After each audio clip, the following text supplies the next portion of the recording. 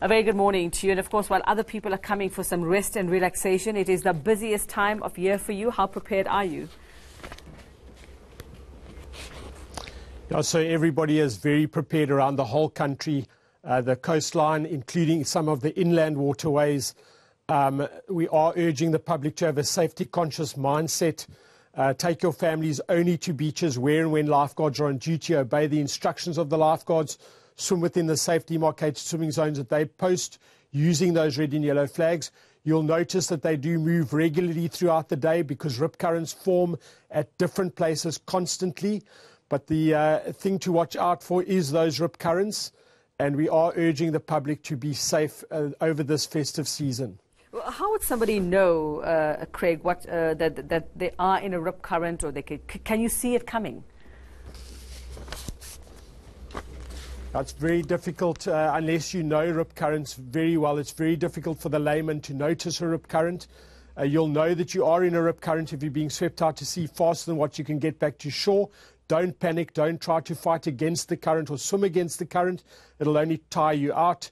As difficult as this sounds, let the current take you out to sea. Simply stay afloat. Use your arms and legs in circular movements. That's treading water. Obviously, shout for help while this is happening so that people on the beach can alert the lifeguards, or they can call the NSRI on the 112 emergency telephone number. At your first opportunity, swim parallel to the beach until you're free of the rip current, and then use the incoming waves to get back to shore. But don't panic, simply stay afloat. Craig, I mean, other than the rip currents, what are the sort of other types of behavior that lead to accidents, lead to drownings that we see? Are we seeing alcohol still being a problem, people trying to swim, people who don't know how to swim getting into the water? What are the common things that you've seen over the years that have led to tragedy? Yeah, that is correct. The alcohol is obviously you don't drink alcohol and then swim. The law enforcement and police are on the beaches over this festive season, making sure that everybody's having an enjoyable time, that there isn't any alcohol abuse on the beach. But alcohol and water just don't mix. So don't swim if you've been drinking. Not only coastal water, but even inland waterways, your swimming pool at home should have a cloak of safety around it. And we really are just urging safety and a responsible approach to water, both coastal waters and inland waters over this festive season, for the whole family to be safe. And I think just to remind beachgoers, or those who will be spending most of their time on the beach, Craig, about just certain things like what the different signs would mean, especially when it comes to the different flags, where you can swim, where you can't swim, and also just about how to just be safe and drowning, because I see there's a little cartoon you have here, but drowning is not always obvious. You can't see necessarily that somebody is drowning, and yet they may be. So a person who's drowning doesn't normally shout for help. They just gradually sink under the water. It's almost like what we call a silent drowning.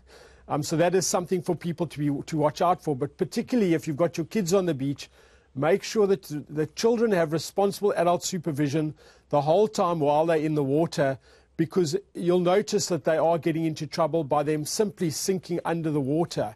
And that person needs to react immediately, and whoever the lifeguards or law enforcement officers, police officials on the beach need to be alerted immediately.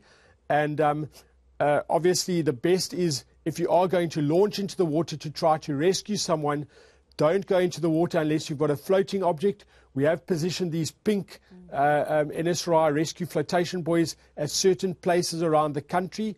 That can be used, but we actually encourage people to throw that to the person who's in difficulty so that they can use that for flotation, because sadly it is quite often that a person who tries to rescue someone, the Good Samaritan who jumps into the water to try and rescue someone, ends up getting into trouble themselves.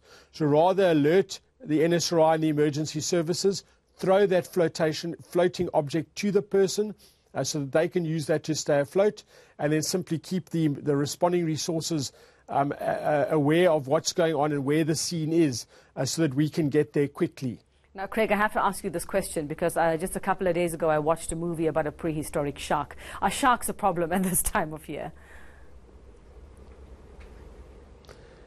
Yeah, so there are obviously shark spotters at certain places, particularly here in the Western Cape, where you get a high number of white sharks.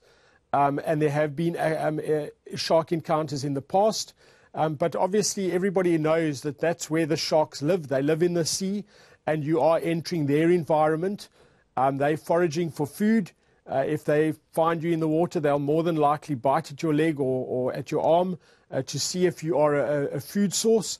So it is always worthwhile to be aware of this fact and to be cautious in the water. Don't go too deep into the water. Okay, thanks very much. That's Craig Lamanon from the NSRI. He's in our Cape Town studio for us.